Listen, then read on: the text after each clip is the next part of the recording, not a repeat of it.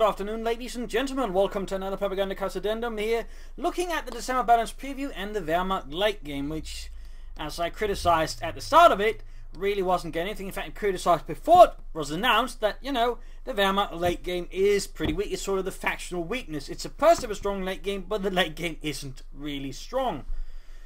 And while there have been, shall we say, improvement steps towards that, the problem is there's still not enough. Like the Panther's only gotten a slight damage boost, but overall it's still difficult to get to. It's still expensive and it won't exactly turn the game around. Like the Panther 4 isn't, you know, markedly better. It's still, in comparison with underperforming allied medium tanks, again, those who are not supposed to have an amazing late game. Like the Wehrmacht is supposed to be like the late game faction, yet it's still not there. Like it is still non-existent in comparison almost.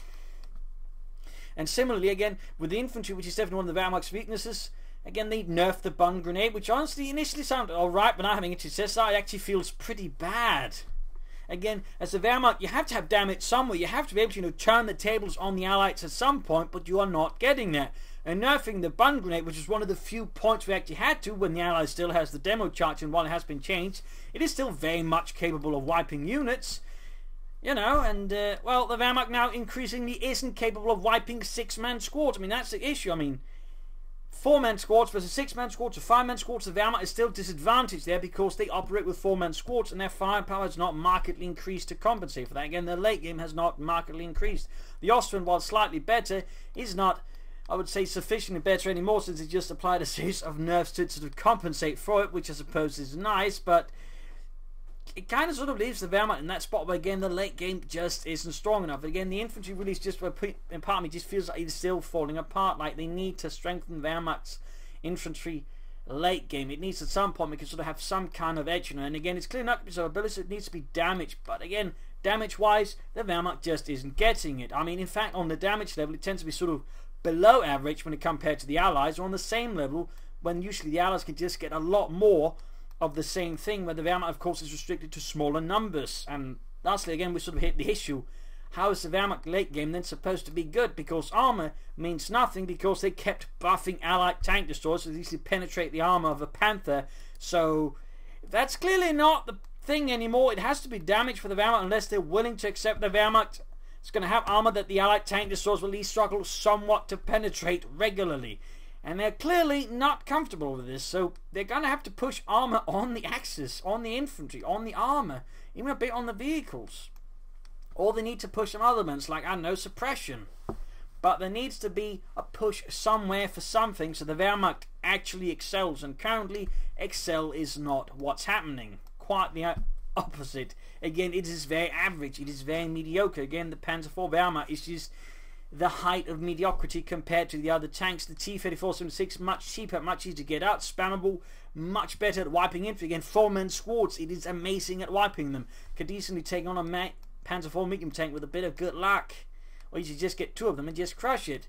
The Panzer IV can't do that. Sherman tank, again, good anti-armor abilities, good anti-infantry abilities, costs more or less the same, has smoke, self-repair. The Panzer IV has zip.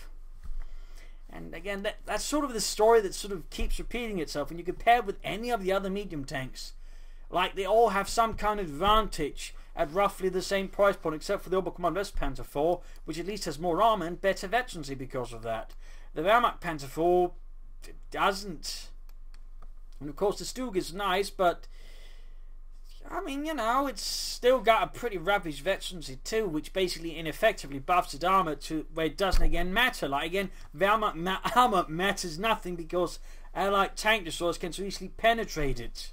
Anti-tank guns can easily penetrate it. Like, you have to wonder why they're bothering giving the Germans armor if they're just going to remove it anyways, like they did in the Panther. So, I mean, the damage needs to go up. There needs to be somewhere where the Mountain can just sort of begin turning the game around a bit by just going, ha! Now you need to be careful, you bastard, because that's what the Wehrmacht has to be in the early game. It has to be careful, it has to be concise. And at the same time, again, sort of as I mentioned in my Wehrmacht video beforehand, you know, before the whole thing began for the December balance preview, you have to, you know, gain an advantage early on and sort of hold it there, because if you get behind, you really struggle as the Wehrmacht to get back. And the December balance preview is in no way fixing that. I mean, sure, Pentagon and the command squads, awesome. Better artillery officers, amazing, but it still doesn't rectify the core issue, which is if the Wehrmacht falls behind, it can't get back in the match compared to the Allies. Again, it does not have that late game advantage it's supposed to have. I mean, the Wehrmacht is supposed to be the late game faction. We sort of check all the stats or the things Relic said about it. It's supposed to be the late game faction. If you take the factional design, which again was from Communist 1, it's the late game faction. So why is the late game not there? I mean, they just need to give it more firepower, And again, if they're just afraid of giving, better stats outright, give them abilities, as I've said in that other video. Again, abilities, allow them to do more damage, do more things via abilities.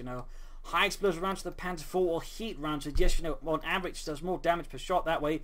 If it does more damage per shot as well, I mean, it can also do more damage per AoE, so it doesn't have to need a large AoE, just the AoE itself becomes more efficient. So that could be an idea. Or a supporting fire for the Stug, suppressive fire for the Grenadiers, as I mentioned, and one veteran field, the light machine gun is just something. So once the Wehrmacht becomes late game stage, there's something there. But what also is needed is a tier 4 infantry unit, because again, those 4-man infantry squads again present a major weakness. Structural, as I mentioned, it is very much part of the Communist 1 factional design, and there it had things to compensate.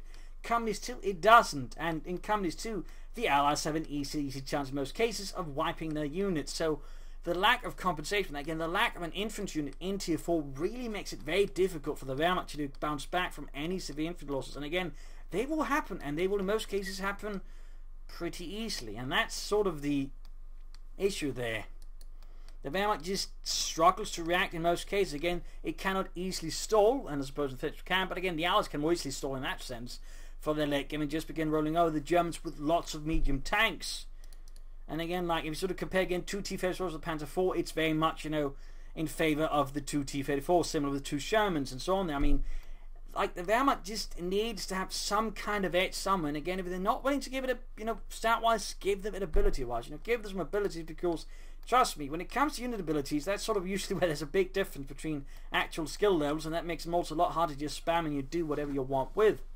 So I definitely feel like there needs to be a change there for the Wehrmacht, because otherwise you're just going to get the Germans even more being steamrolled. Because the important thing to remember is they also buffed, in many cases, the Allied early game. Your conscripts got improved, like they've given you a lot of stuff there, but in some cases also buffing the Allied late game. So, I mean, while there has been some changes for the Wehrmacht, it's not looking good, and a lot of this to an extent also applies to the Oberkommandeur in a slightly different way. I mean, again, they fixed the Volksgrenadiers looks, but the problem is a lot of the faction remains, still weak. I mean, they had to rely on the Volksgrenadiers and the looks to get anywhere, so now the Oberkommandeur is in a pretty weak spot as well, while again Allied early game, like in case of the Soviets, was strengthened. So I mean, there are definite problems on the horizon if they do not get around to actually sorting out these structural issues within the Wehrmacht, and to a lesser extent the Oberkommando West, which is what's supposed to be good isn't actually good. And again, for the Oberkommando, it's pretty much anything but the looks and the Volksgrenadiers, and maybe a bit the Panzer IV, it's kind of good. But for the Wehrmacht, it's just the late game is still lacking. It is still non-existent. It is still a mirage, an illusion. It is just not what it's supposed to be, and they need to somehow increase the damage output of the Wehrmacht in the late game.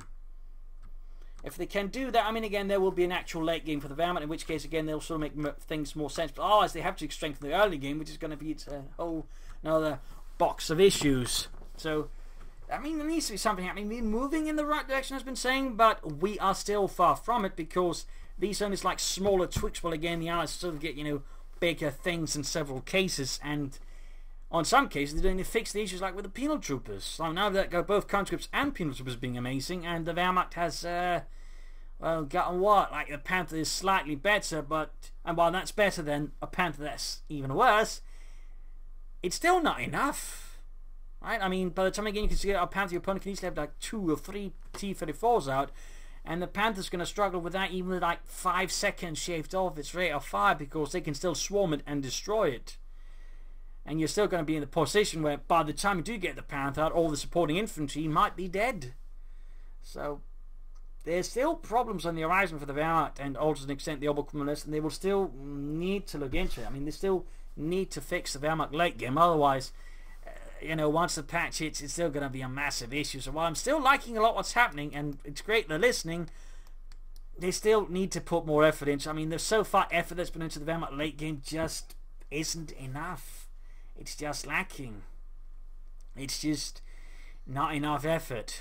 So there needs to be more work there from Relic and the balance team towards giving the Wehrmacht an actual late game, because otherwise it's not going to be fun being Wehrmacht once the patch hits officially.